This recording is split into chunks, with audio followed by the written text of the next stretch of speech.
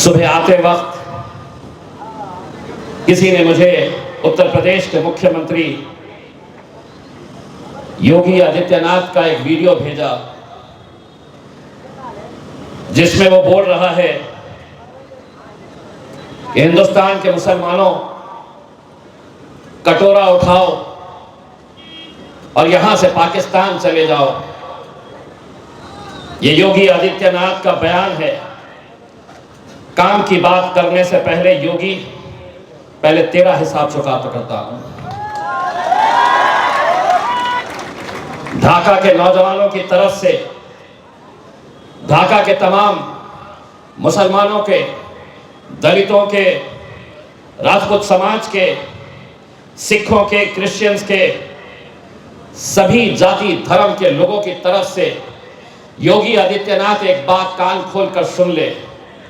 ये मुल्क जितना हिंदुओं का है, ये मुल्क जितना दलितों का है, ये मुल्क जितना राजपूतों का है, जितना सिखों का है, उतना ही मुसलमानों का है।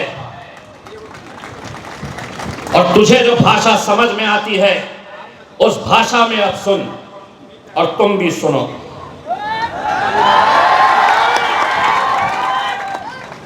करो रिकॉर्ड और भेजो टकरे को कि डराना किसी और को। अगर जबान तेरे मुंह में है तो जबान हमारे मुंह में भी है। जिस जबान में तू बात करेगा उसी जबान में तुझे जवाब दिया जाएगा। तो मुझे कहता है ये जमीन मेरी है, इस मुल्क के अंदर हम पैदा हुए हैं।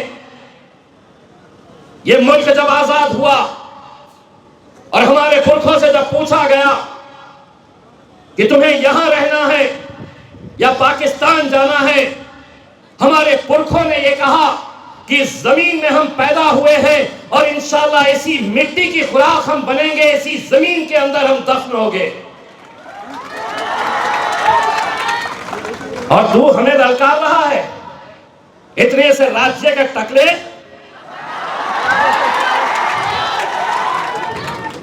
पाकिस्तान चले जाओ, मैं आधा कहूंगा आधा तुमने कहना। ए योगी, ये मुल्क तेरे, ये मुल्क तेरे। आधा मेरे ऊपर करो, आधा उधर करो।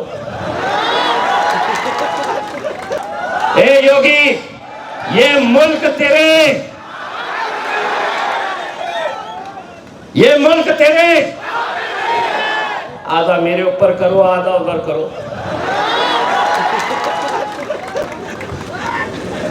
नहीं तो बैठे हुए हैं लालू के अंतर पंतर आ जाएंगे कि योगी को गाली दिया, मैंने नहीं दिया, आधा मैंने दिया, आधा इन्होंने दिया, घंटा मिलता तुम्हारे को।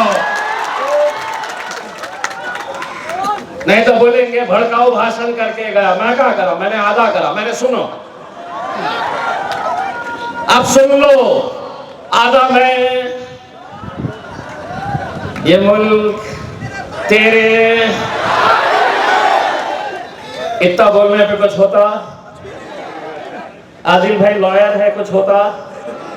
आप वकील है, अगर कुछ करा तो उसको बोलना कि बाबा जी का ठुल्लू मिलेगा, तुझे कुछ नहीं देने वाले हैं। दिक्कत ये हो गई है, जो आ रहा है समझ रहे हैं हुकूमत है तो कुछ भी बोल लेंगे। एक बात सुन लो, हम जब तक शरीफ है तो बड़े शरीफ है। हाँ, शाहरुख खान का डायलॉग याद है ना, हम जरा से शरीफ क्या हुए, सारी दुनिया घुसा दो, अंदर ही घुसा दो पूरा कैमरा हमारे अंदर। अब जितना बोलना है हम बराबर बोल के चले जाते हैं। और ये मीडिया वाले रिवाइंड फॉरवर्ड करके ढूंढते रहते हैं कहाँ पे कहीं मिलता क्या, केस बनता है क्या करके, कहीं नहीं मिलता। हमको समझ में आ गया है और हमने इनके साथ एक ऐसा रिश्ता बना दिया है, ऐसा रिश्ता बनाया है, अगर हम यहाँ पे गूंगे बनकर भी अगर खड़े रहे, हम उनको सिर्फ इशारा करें करके बताओ, समझ में आ गया उनको कि 25 तारीख के दिन उनको सिर्फ पतंग के ऊपर मोहर लगाने की है करके। मैं कल रात में आप ही के इलाके से गुजर रहा था, सामने किसी और कैंडिडेट की एक रैली जा रही थी, गाड़ियों में लोग बैठे हुए थे, उसमें कुछ मुसलमान भी नजर आए मुझे। उन्हें देखकर मुझे ऐसा लगा कि उन्हें गाड़ी से खींचकर उनसे एक सवाल करूं कि कब तक ऐरे गैरों की दलाली करते रहोगे, कब तक ऐरे गैरों के तलवे चाटते रहोगे। इतने सालों तक, 75 सालों तक हमने क्या किया?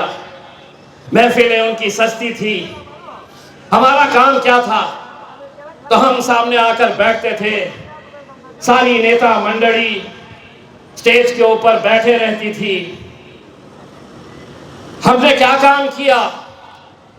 75 साल जिस तरह शादी की बारात जो निकलती है, दूल्हा कभी लालू बनता था, कभी नीतीश बनता था, कभी शरद पवार बनता था, कभी राहुल गांधी बनता था, 10 साल से मोदी बना हुआ है।